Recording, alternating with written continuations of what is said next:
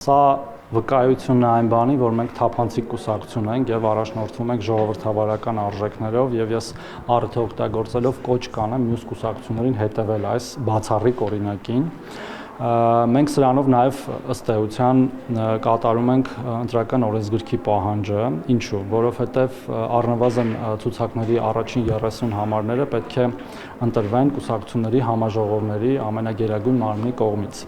Եվ մենք պատրաստվում ենք այդ տեխնացուներին գրանցելուց հետո իհարկե նաև մեր տարբեր կրիտերիաներով դնել քվեարկության մեր համաժողովին, ինչպես մենք կատարեցինք մեր վարչության ընտրությունների ժամանակ եւ մեր կուսակցության պատվիրակներն են որոշելու այս պայն իհարկե քննարկումների մեջ ենք թե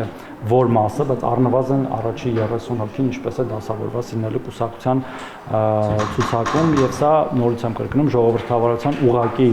դրսևորում է նաեւ ներկուսակցական ժողովրդավարության եւ քաղաքական համակարգը կայացնելու։ Ինչ վերաբերում է նոր կադրերին, ես այդտեղ որևէ վատ բան չեմ տեսնում, որ մենք ունենանք նաեւ նոր մեր գործընկերներ, բայց նաեւ կա պայման, որ եթե նրանք կուսակցության անդամ չեն, ապա պետք է ունենան կուսակցության վարչության առնվազն 1 անդամի երաշխավորությունը, իսկ եթե կուսակցության անդամ են, ապա մեր ցանկացած կուսակցական կարող է առաջադրվել, ինչպես օրինակ ցանկացած կուսակցական կարող էր առաջադրվել կուսակցության վարչության եւ վերահսկողի ընտրություններում։